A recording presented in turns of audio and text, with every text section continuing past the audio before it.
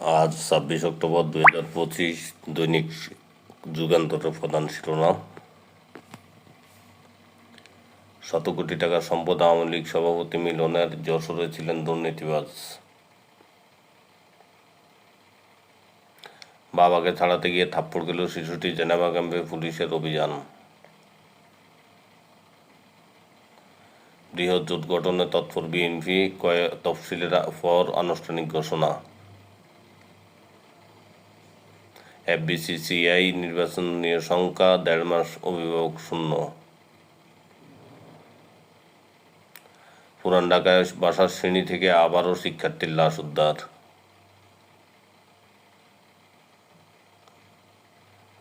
গচ্ছা 3,000 কোটি টাকা ভুল করিডোর গাজীপুর বিমানবন্দর বিআরটি প্রকল্প। প্রাথমিকে ধর্মীয় শিক্ষকের পদ সৃষ্টি করবে বিএনপি, সালাউদ্দিন আহমেদ। স্বামীর সহযোগিতায় তরুণীকে দলবদ্ধ ধর্ষণ, গ্রেপ্তার 5। নিয়োগকালীন বয়স ও অভিজ্ঞতা সনদ চ্যালেঞ্জ করে রিট, সিপিবির মহাব্যবস্থাপক মোর্শেদ হোসাইন। আজ সরকারকে সুপারিশ দিতে পারে ঐক্যমত্য কমিশন, জুলাই জাতীয় সনদ বাস্তবায়ন।